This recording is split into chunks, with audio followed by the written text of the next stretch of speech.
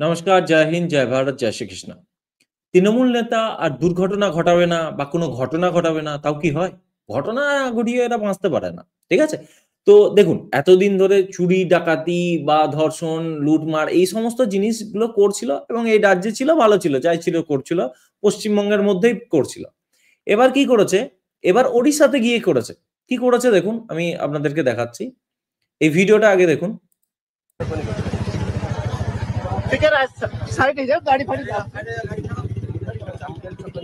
गाड़ी खड़ा साइड जाओ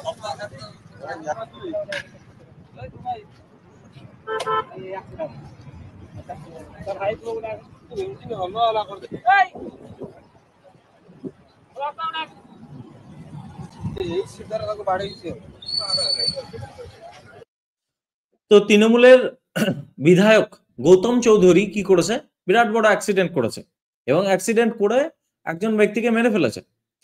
তো ঘটনাটা এবার হয়েছে ওড়িশাতে, ওড়িশার বালাসোরে। সেই বালাসোর যেখানে বিরাট বড় ট্রেনের দুর্ঘটনা ঘটেছিল এর আগের 2023 সালে মনে হয়, খুব সম্ভবত 2023 সালে সেই বালাসোরে এই জিনিস ঘটিয়েছে। তো এখানে দেখুন, ওড়িশার বালাসোরে পশ্চিমবঙ্গের বিধায়কের গাড়ির ধাক্কায় এক যুবকের মৃত্যু হয়েছে। ঠিক আছে? এটা আজকের খবর, মানে 9 জুলাই 2025।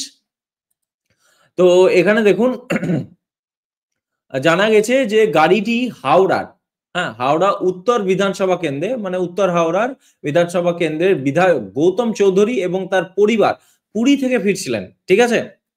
এবার প্রথম কথা তো হচ্ছে এখানে তৃণমূলের বিধায়ক গৌতম চৌধুরীর গাড়ি পুরী থেকে ফিরছিল। আচ্ছা, আমি এটা বলছি না যে গৌতম চৌধুরী কেন পুরীতে যাবেন।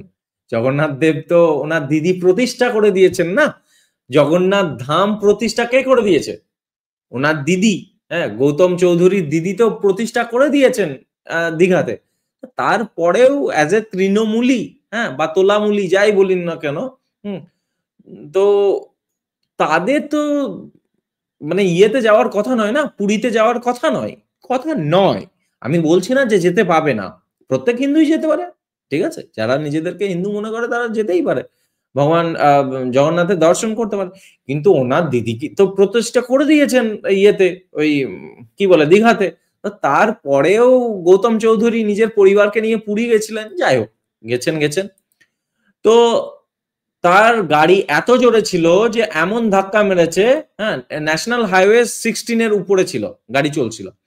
তো নিহত ব্যক্তির নাম রাধাকান্ত লেনকা। তিনি স্বজনপুর গ্রামের বাসিন্দা, বাসুদেবপুর উচ্চ বিদ্যালয়ের পিয়ন ছিলেন একজন। ঠিক আছে? এখানে আমরা দেখলাম ওই যে ভিডিওতে এই যে গাড়িটা এখানে পড়েছিল, এই গাড়িতে করে আসছিল। আর ওর এটা হচ্ছে ওর গাড়ি, ওই গৌতম কি চৌধুরী, গৌতম চৌধুরী মানে মাহিন্দ্রা এক্সইউভি 700 দেখে মনে হচ্ছে, বিরাট বড় এসইউভি গাড়ি।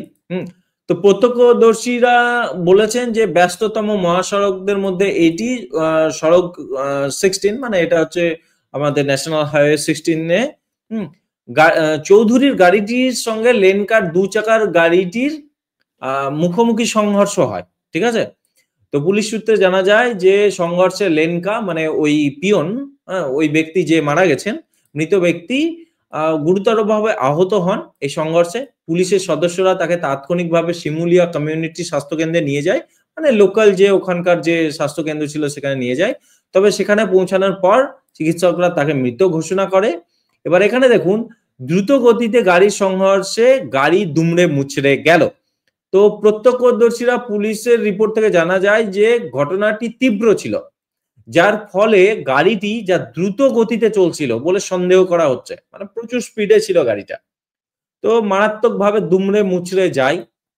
বিধায়ক গৌতম চৌধুরী এবং তার পরিবার যারা এই সময় গাড়িতে ছিল তারা নিরাপদে আছে বলে জানা যায়। এদিকে লেনকা যে দু চাকার গাড়িতে চালাচ্ছিলেন তা ভেঙে টুকরো টুকরো হয়ে যায়। ঠিক আছে? আমরা দেখলাম এখানে ছবিতে যে ভেঙে টুকরো টুকরো হয়ে গেছে। এবং দুর্ঘটনার পর তাকে চেনাও কঠিন হয়ে পড়ে। মানে এমন মানে ধাক্কা মেরেছে, এমন ভাবে হয়েছে সংঘর্ষটা যে তারপর ওই ইয়ের পরে, অ্যাক্সিডেন্টের পর তাকে চেনাও যাচ্ছে না। তো ঘটনার পর শিমুলিয়া পুলিশ দ্রুত পদক্ষেপ নেয়। বিধায়ক সহ গাড়িটির আরোহীদের জিজ্ঞাসাবাদের জন্য স্থানীয় থানায় নিয়ে যাওয়া হয়। তদন্তকারীরা দুর্ঘটনার আশেপাশের পরিস্থিতি এবং অতিরিক্ত গতিতে গাড়িটি চালানো অথবা অন্যান্য লঙ্ঘনের সঙ্গে জড়িত কিনা তার পরীক্ষা করছে। এবং এখানে দেখুন এখনো অবধি কাউকে গ্রেপ্তার করা না হলেও পুলিশ নিশ্চিন্ত করেছে তদন্ত চলবে। গাড়িটার এখানে দেখুন খুব ইম্পর্টেন্ট, অস্বাভাবিক মৃত্যুর মামলা দায়ের করা হয়েছে, আনন্যাচারাল ডেথ তার মামলা দায়ের করা হয়েছে এবং গাড়িটিকে ফরেনসিক পরীক্ষার জন্য জব্দ করা হয়েছে। ঠিক আছে, তো প্রত্যক্ষদর্শীরা বলেন সেই সাথে হাইওয়ের অংশের প্রত্যক্ষদর্শীদের বক্তব্য এবং সেই সঙ্গে হাইওয়ের ফুটেজ পর্যালোচনা করা হচ্ছে এই মারাত্মক দুর্ঘটনার কারণ কি। তো এই সব ব্যাপার স্যাপার চলছে। তো এতদিন আমরা জানতাম যে ঠিক আছে পশ্চিম তৃণমূলের নেতা মন্ত্রীরা পশ্চিমবঙ্গের মানুষকে কুকুর ছাগল মনে করে, হ্যাঁ, তো দু চারটা পিষে দিলে কোনো যায় আসে না, হ্যাঁ, দু চারটা পিষে দেবে, দু চারটা ধর্ষণ করবে, দু চারটাকে মেরে গায়েব করে দেবে, এগুলো ঠিক আছে, এগুলো নর্মাল ব্যাপার ছিল। ঠিক আছে, কখনো দাঙ্গা লাগিয়ে দিয়ে কয়েকশো হিন্দুদের ঘর জ্বালিয়ে দেবে, তাদেরকে ঘর থেকে উচ্ছেদ করে দেবে, এগুলো তো নর্মাল ব্যাপার। ঠিক আছে, তো পিষে দেওয়া, চাপা দিয়ে দেওয়া, এগুলো কোনো ব্যাপার ছিল না। বাট এটা পশ্চিমবঙ্গের মানুষ, এই তৃণমূলীদের যে অত্যাচার বা এদের যে বর্বরতা, এটা পশ্চিমবঙ্গের মধ্যেই সীমাবদ্ধ ছিল। এখন আবার কি হচ্ছে, এই দেশের মানুষকে ভুগতে হচ্ছে, পার্শ্ববর্তী রাজ্যগুলোর মানুষকেও ভুগতে হচ্ছে। এই অবস্থা দেখুন, ওখানকার এক যুবকের মৃত্যু এই বালাসোরে, এই মানে গৌতম চৌধুরীর ধাক্কায়। কিন্তু দেখুন, একটা মানুষেরও যদি প্রাণ যায় সেটা বড় ব্যাপার, মানে একটা হোক কি 100টা হোক যায় আসে না। আমার মনে হয় যে একজন মানুষেরও যদি মৃত্যু হয় বা খুন হয় এবং তার জন্য যদি কোনো বিধায়ক হোক বা কোনো কেউ যদি জড়িত থাকে, সে যে পার্টিরই হোক না কেন, তাকে দোষী সাব্যস্ত করা হোক এবং তাকে যথেষ্ট তার মানে মানে ডিউ প্রসেস যে থাকবে, মানে জুডিশিয়ারিতে নেক্সট প্রসেস যা থাকবে সেগুলো ফলো করে সব করবে, সে ঠিক আছে। কিন্তু এই রকম কাজকর্মে যারা লিপ্ত থাকছে তারা এর পরে আবার জনপ্রতিনিধি কিভাবে হয়? এই রকম কাজ, মানে যাদের বিরুদ্ধে মামলা চলছে বা যাদের বিরুদ্ধে ধরুন এরকম গাড়িতে মানুষ পিষে দেওয়ার ব্যাপার বা এইরকম খুনের ব্যাপার বা ধর্ষণের ব্যাপার বা ধর্ষণের হুমকি দেওয়ার ব্যাপার, তো তারপরেও তারা কিভাবে জনপ্রতিনিধি হিসাবে কাজ করছে, এটা হচ্ছে সব থেকে বড় প্রশ্ন। এবং এই প্রশ্নটা শুধুমাত্র আমি রাজ্যের মানে শাসক দলকে করতে চাই না, আমি কেন্দ্রের শাসক দলকেও করতে চাই, যে শুধুমাত্র এই ক্ষেত্রে এক বিধায়ক বলে নয় যে যে একটা মানুষকে পিষে দিয়েছে। আমরা দেখেছি এর আগে যে আপনার এই জম্মু কাশ্মীর থেকে এক টেররিস্ট জেলের মধ্যে যে বন্দী ছিল, সে লড়েছিল ইলেকশন, তারপর সে লড়েছে, জিতে গেল, দিয়ে তাকে নিয়ে আসা হলো, জেল থেকে বের করে নিয়ে আসা হলো, দিয়ে তাকে শপথ গ্রহণ করানো হলো। এরকম মানুষ, এই যাদের বিরুদ্ধে এই মানুষকে চাপা দেওয়া বা কোনো টেররিজম বা অন্যান্য খুনের মামলা আছে, তাদেরকে কেন জনপ্রতিনিধি হতে দেওয়া হবে?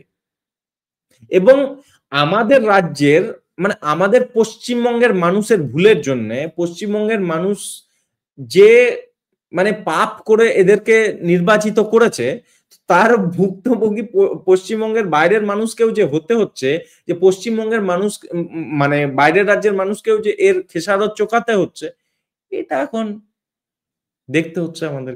আমরাও দেখছি যে পাশের রাজ্যের মানুষরাও তৃণমূলের শিকার হচ্ছে। ঠিক আছে ভাই, এই তো ব্যাপার স্যাপার। তো ভালো কথা, আমাদের রাজ্যের জন্য ভালো খবর যে আমাদের তৃণমূলের অত্যাচারের বর্বরতার সীমা ছাড়াচ্ছে, পশ্চিমবঙ্গের সীমা ছাড়াচ্ছে, দিয়ে আমাদের মনে হয় ঠিকই আছে, কোনো অসুবিধা নাই। আমরা শুধুমাত্র পশ্চিমবঙ্গের মানুষই কেন সাপোর্ট করবো? তোমরাও করো, পুরো ভারতের মানুষ সাফার করবে। আমরা শুধু একা কেন টিএমসির এইসব বর্বরতা, এইসব খুন লুণ্ঠন, এইসব ধর্ষণ, এইসব কেন সহ্য করবো? খুব মজা নাকি? আমরা শুধুমাত্র কি এটা আমাদের দায়, আমাদের পশ্চিমবঙ্গের মানুষের দায়? পুরো ভারতের দায়। সবাই সহ্য করুক। আশেপাশে আসাম থেকে শুরু করে ঝাড়খণ্ড থেকে শুরু করে বিহার, ওদিকে ওড়িশা, সবাই সহ্য করুক। টিএমসির ওপর থেকে, মানে এই টিএমসির প্রকোপ থেকে যেন কেউ না বাঁচে। চলুক, পুরো দেশ সাফার করুক।